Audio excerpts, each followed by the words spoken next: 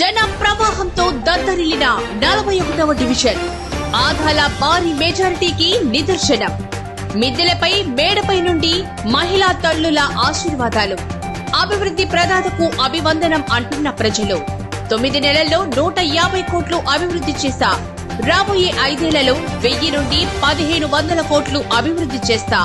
ఆదాల నెల్లూరు జిల్లాకి కృష్ణపట్నం పోర్టు తెచ్చా. ఇప్పుడు రూరల్ నియోజకవర్గానికి వచ్చా. అరాచకాలను అంతమొందిస్తా, ప్రశాంతతకు చోటిస్తా. ఆదాల ఈ రోజు 41వ డివిజన్ లో రూరల్ వైఎస్ఆర్సీపీ ఎమ్మెల్యే అభ్యర్థి ఆ డివిజన్ కార్పొరేటర్ పువ్వాకొల్లు విజయలక్ష్మి మరియు స్థానిక వైఎస్ఆర్సీపీ నాయకులతో కలిసి ఎన్నికల ప్రచారం నిర్వహించారు. ఈ రోజు ఒక్క చిన్న మాటలో చెప్పాలంటే, ఫలాలనిచ్చి ప్రతిఫలాన్ని ఎట్లా ఆశించవో అదే విధంగా 41వ డివిజన్ కి 8 కోట్ల రూపాయలతో సీసీ రోడ్లను, కాలువలను, ఇవన్నీ పైప్ లైన్లను అన్ని ఇచ్చి ఈ రోజు 41వ డివిజన్ ఎంతగానో అభివృద్ధి చెందడానికి సహకరించిన ఆదాల ప్రభాకర్ రెడ్డి అన్నగారికి అత్యధిక మెజార్టీతో 41వ డివిజన్ తరపున, నెల్లూరు రూరల్ నియోజకవర్గం తరపున అత్యధిక మెజార్టీతో గెలిపించుకోవాలని మిమ్మల్ని అందరినీ మనస్ఫూర్తిగా కోరుకుంటున్నాము.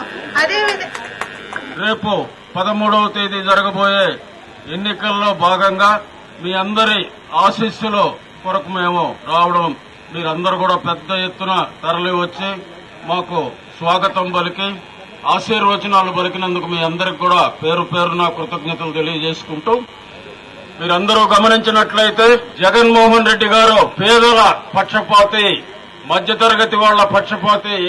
ఎవరైనా కూడా పేదరికంలో ఉండకూడదు, పేదలందరినీ అభివృద్ధిలోకి తీసుకురావాలి అనే ముఖ్య ఉద్దేశంతో పేదల కోసం ఆర్థిక సహాయం, అంతేకాకుండా అనేక పథకాలు ప్రవేశపెట్టి వాళ్ళకి ఆర్థిక సహాయం చేయడమే కాకుండా ముఖ్యంగా వాళ్ళ పిల్లలు బాగా చదువుకొని ఉద్యోగాలు చేస్తే వాళ్ళ కుటుంబాల పరిస్థితి మారుతుంది అనే ఉద్దేశంతో విద్యకు అత్యధిక ప్రాధాన్యతనిచ్చిన ముఖ్యమంత్రి జగన్మోహన్ రెడ్డి గారు. తర్వాత నేను 1 సంవత్సరం కిందట రూరల్ నియోజకవర్గ ఇన్ఛార్జి తీసుకున్న తర్వాత ప్రతి వార్డులో కూడా రోడ్లు, డ్రైన్లు చాలా వరకు వేశాం. ఇంకా కూడా వేయాల్సినవి ఉన్నాయి. దగ్గర ఈ 9 మాసాల్లో 150 కోట్ల రూపాయలు ఖర్చు చేశాం. రాబోయే రోజుల్లో దగ్గర 1000 నుంచి 1500 కోట్లు ఖర్చు పెట్టి మన రూరల్ నియోజకవర్గాన్ని నంబర్ 1 నియోజకవర్గంగా తీర్చిదిద్దేదానికి అన్ని విధాలా కూడా ప్రయత్నం చేస్తానని కూడా తెలియజేసుకుంటూ, నేను గత 25 సంవత్సరాలుగా ఈ నెల్లూరు రాజకీయాల్లో అనేక చోట్ల ఎమ్మెల్యేగా, ఎంపీగా, మంత్రిగా పనిచేయడం జరిగింది. ఎక్కడ కూడా గొడవలు సృష్టించలేదు, తగరారులు పెట్టలేదు, రౌడీజాలు చేయలేదు, ఎవరిని హింసించలేదు.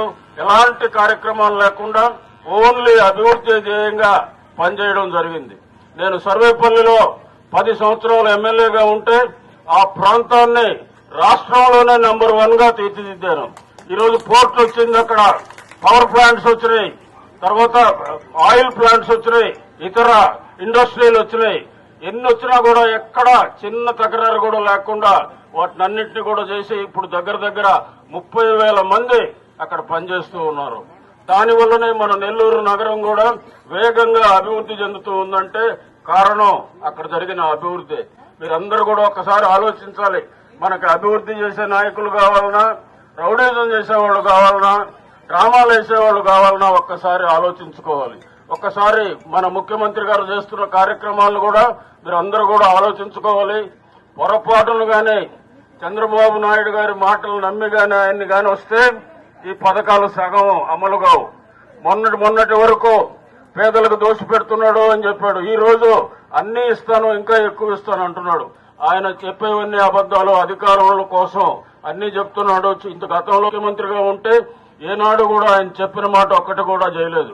అదే జగన్మోహన్ రెడ్డి గారు మాట తప్పకుండా ప్రతి ఒక్క పథకం ఆయన ఏదైతే చెప్పాడో అవన్నీ 98% అమలు చేశాడు. కొత్త పథకాలు కూడా అమలు చేయడం జరిగింది. ఈ రోజు అభివృద్ధి కూడా మీరు చూస్తూ ఉన్నారు, ఎక్కడా అభివృద్ధి కూడా ఆగలేదు. మన పరిపాలన మీ ఎదుటికి తీసుకొచ్చాడు. మనకి సచివాలయాలు నిర్మించడం, సచివాలయాల ద్వారా మీ అందరికి కూడా సేవలు అందుతూ ఉన్నాయి. వాలంటరీ వ్యవస్థ ద్వారా సేవలు అందుతూ ఉన్నాయి. ఆ వాలంటీర్లను తీసేసేదానికి ఎన్ని పాటలు పడ్డారో తెలుగుదేశం వాళ్ళు మీరందరూ కూడా గమనించాలి. మంచి పరిపాలన, మంచి అభివృద్ధి, మంచి అభ్యర్థులు మీరు ఆలోచించి నిర్ణయం తీసుకోవాలి.